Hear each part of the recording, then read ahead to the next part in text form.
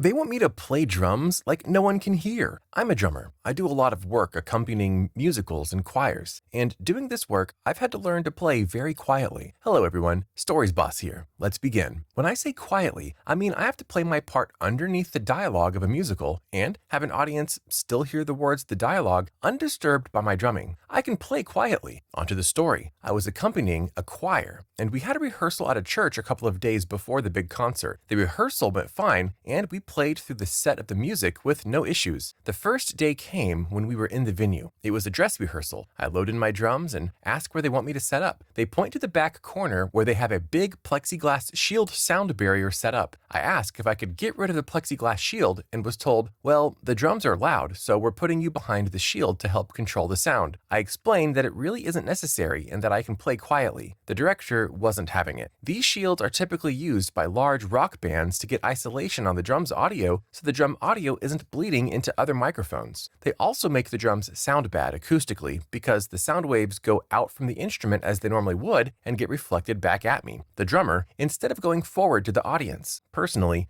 I have a great disdain that burns hotter than a million suns for playing behind these things. I am not a wild animal that needs to be caged within his plexiglass barrier. So, since they said the drums are too loud, I decided to play myself quietly. I played my part so quietly that they were having trouble hearing me and asked me to play louder, since the singers were having issues staying on beat. Singer problems, TM. I told them I would rather take the plexiglass down so I don't need to play louder than necessary. The director's jaw dropped. He realized that it wasn't necessary. Edit, thank you for the award. Edit 2, holy hell, thanks for even more awards. Edit 3, I get that the shields are industry standard for higher-end Broadway productions and things of the sort. To be brutally honest, this was a holiday choir gig that wasn't paying much and I didn't like the song selection. And the only mic they had on the drums was on the bass drum. It was a tool being used purely for minimizing the sound from the drums, and I really didn't want to deal with it, on top of the unapproachable older singers who had it out for me because I play drums. Drums are naturally made to produce a louder beat. It should be played how it should be. If they have a problem, they should look for a band without a drummer. I like choir things, worship songs if you're familiar with those. It's so good to listen to. Customer shake isn't milky enough. Years ago, I used to work at a popular ice cream joint. The job was pretty chill, coworkers were fun to be around, and the pay was alright for a teenager. But as with every other food service job, the customers made the experience a whole lot worse. Always had the regular annoyances, people yelling at you for long wait times, orders being wrong, etc. Even had a guy get up on the counter and berate me because we were out of bananas for banana splits. But one experience really stood out from the others. We had a regular customer who would come in, no shit, every day to get a strawberry shake. He was fine with long waits, or if our card machines were down. But this dude would summon the might of hell if his milkshake wasn't made with enough milk. Worse, he would sit there and wait until you remade it to his liking. The store policy made us remake any orders for free if the customer wasn't happy with it. One day, this dude comes in and orders, guess what? A strawberry milkshake. I was working at the ice cream bar, so filled with defeat, I started making his order. Company recipe was 3 scoops of ice cream for a regular smoothie. Since I knew this guy liked it milky, I only put 2. I handed it to him and went about the next order until 5 minutes later he came back and screamed at me that the milkshake wasn't milky enough. Now, every time in the past, I always made it this way. 2 scoops to give it that milky consistency. This time, I guess he just wanted to crap with me. At this point, I had had enough.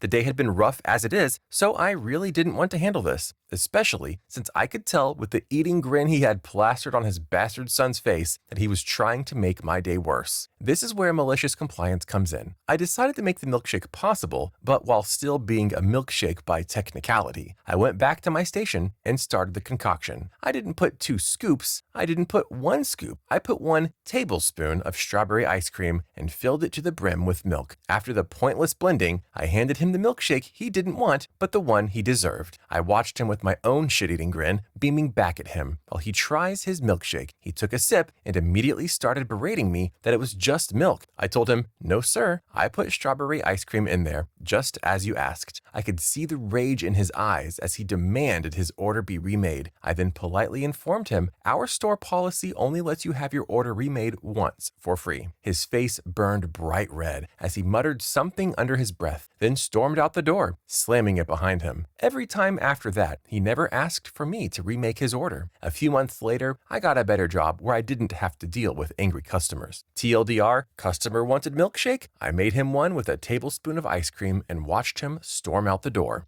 First thing, I don't like the policy where the customer demands a remake and it is worth free because I thought others will take advantage of it, and this will be abusing the policy. It's also troublesome for a worker like you knowing that you're just following the company recipe, then some of the customers are not satisfied with it. However, if you're making customers get impressed, then just make some discount, just like buying 3, take 1 for free like that. It will be better than remaking. It will cost bigger in the long run. Brand new broken lawnmower. Store won't replace. They let me return and reorder instead.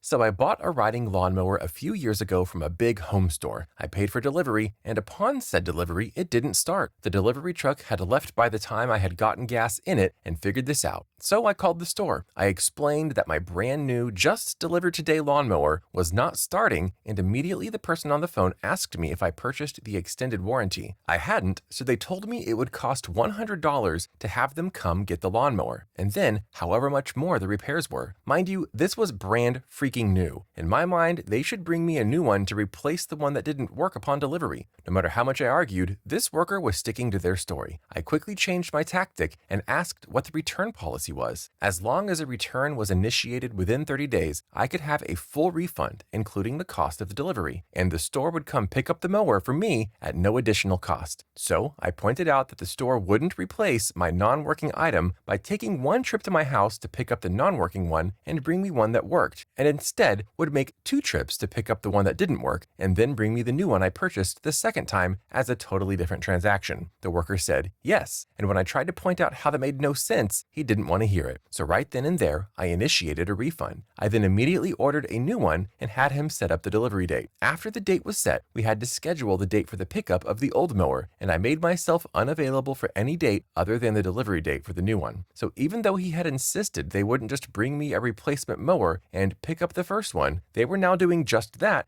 but with the additional paperwork of processing a return and additional paperwork for delivery of the new mower. The manager called me later that day to apologize for the hassle, and they ended up waiving my delivery fee. They're just making the situation get worse. I mean, yes, you were right. They should just replace it for less hassle. However, they were sticking to company policy, and that made the situation worse. I worked also before with a company that also has a rule which I don't like. It seems like they're just making the situation get worse for us employees. Even if we submit a report or in a survey, nothing changed. Just sharing. By the way, I wonder if you could test the lawnmower before it was sent to your home. I will possibly lose my job because they think I cheated a drug test. Before I start, I know how dumb this is going to sound. Looking back, I know what I did was wrong. So I don't need people telling me what I already know. So I got a job offer and they wanted me to do a drug test. Today, I went to get that done. What I did was pee in the toilet and then take the cup and scoop the water. Like I said, I now realize how dumb this sounds. I have never had to take a drug test before, and I just assumed this is what I was supposed to do. Nobody ever told me anything. I have never done drugs a day in my life, but I now understand this looks sketchy because people try to dilute their urine. So basically, the nurse lady got mad at me. Understandably, they made me go to a different location and do an observed test with a doctor, and I did that fine. They have to send both samples to the lab to inspect them. What I'm afraid of now is they'll think I purposely diluted the first sample and revoke my job offer. Once again, please don't insult me in the comments. I know what I did was extremely dumb. I am probably the first one in the history of mankind to do this. I'm thinking maybe I'm not smart enough for this job, even if I can do it right.